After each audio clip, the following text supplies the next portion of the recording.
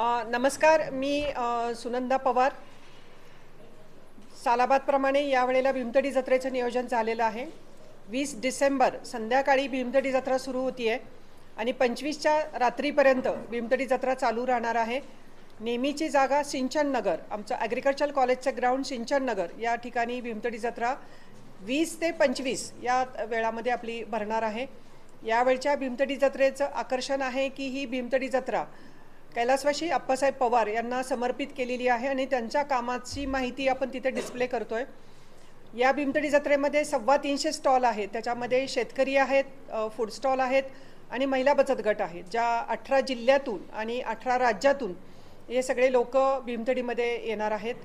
आणि नेहमीप्रमाणे बाकी सर्व गोष्टी भीमतडी जत्रेमध्ये कलाकार आहेत, मल्लखांब आणि इतर नृत्य, आदिवासी भागातले कलाकार, पारंपरिक कलाकार हे सगळे तुम्हाला परत एकदा भेटणार आहेत. आणि कृषीच्या संदर्भातलं सगळ्यात महत्त्वाच्या गोष्टी आम्ही तिथे डिस्प्लेला लावतो. विशेष करून मधमाशी यावरती आम्ही खूप काम करतोय सध्या बारामतीमध्ये, की मधमाशी जर जिवंत राहिली तर माणूस जिवंत राहील, यावर आम्ही सध्या बारामतीमध्ये काम करतोय. तर त्याच्यावरती काही माहितीचे काही गोष्टी आम्ही या भीमतडी जत्रेचं एक मुख्य आकर्षण आहे.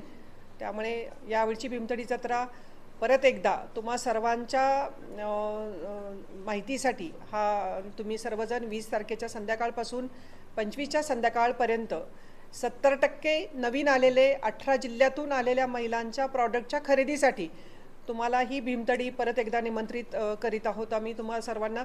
तर तुम्ही सर्वजण या भीमतडी जत्रेला या. आणखीन एक आकर्षण आहे की तेलंगणा या राज्यातून, त्या भागातून काही खूप महत्त्वाच्या गोष्टी घेऊन तिथल्या महिला यावेळच्या भीमतडी जत्रेमध्ये सहभागी झालेल्या आहेत.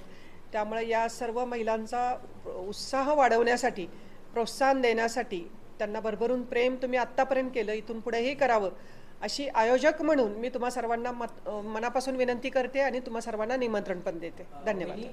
राजकीय